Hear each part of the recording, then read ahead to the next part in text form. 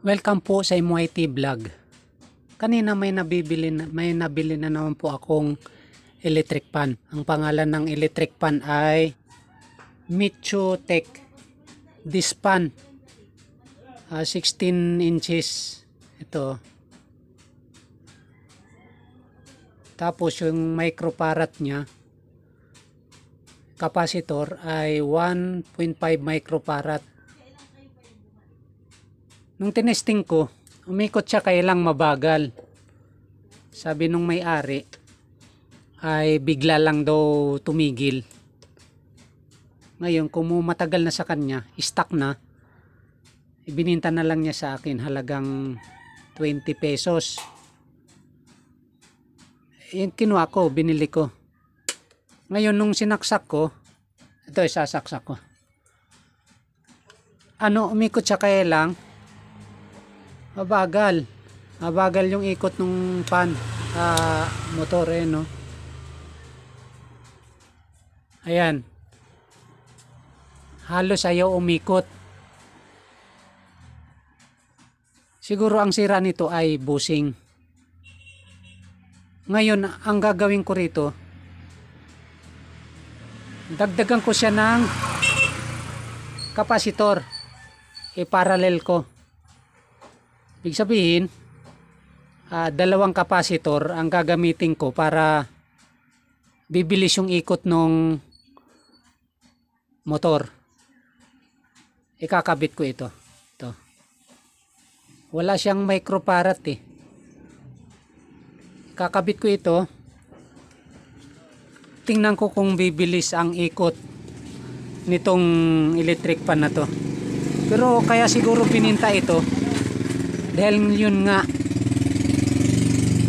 tumitigil yung pag-andar niya at saka bumagal yung pag-ikot. Ayan, nailagay ko na. Ito pang testing lang, hindi ko siya final na ilalagay dito sa titingnan ko lang kung bibilis yung ikot. Parallel. Bali dalawang kapasitor yung gagamitin ko pang testing kung bibilis ang ikot.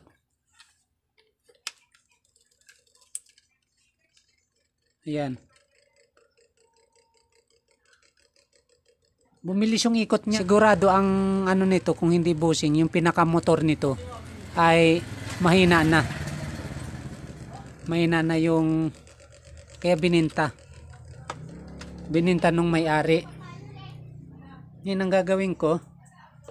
Bubuksan ko tong pinakamotor tapos titingnan ko yung pinaka-winding kasi na nga daw to, matagal na sa kanila.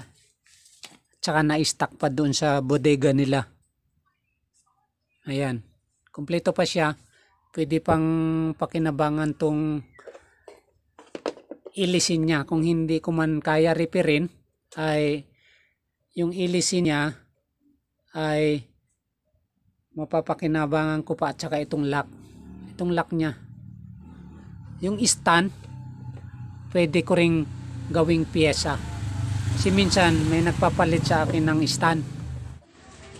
Ito na, baklas ko na. Ang nakita kong sira itong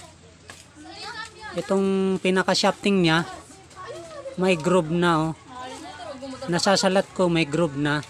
Tapos papalitan ko rin tong pinaka bushing niya. Yun na lang ang papalitan ko. Titingnan natin mamaya pagka na-assemble ko ay palitan natin tong bushing, itong bushing at saka itong shafting. Ito, na-assemble ko na. Kanina tinesting ko siya ng dalawa ang kapasitor. Yan. Pero ito ngayon napalitan ko na siya ng bushing at saka yung shafting. Tetesting natin kung okay na siya. Ang pinalitan ko ay itong shafting na may groove na kasi. Tapos at saka yung pinaka bushing. Ngayon, paanda rin natin ito na iisa lang yung kapasitor.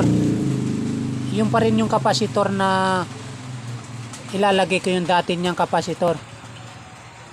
Ayan, tetestingin natin.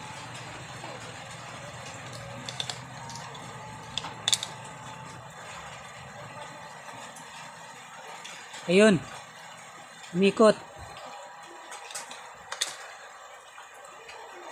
Ayan. Kanina nung tinesting ko siya, kailangan 2 kapasitor pa yung gagamitin ko para umikot siya na malakas.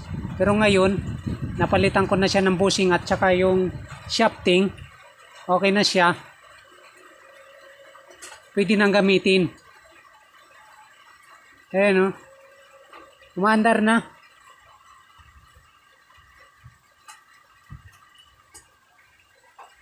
Pero ang ginamit ko, yung dati pa rin yung kapasitor kasi napalitan ko na ng bushing at saka shafting. Yun lang. May nagagawa na naman akong bagong electric fan sa halagang 25 pesos only.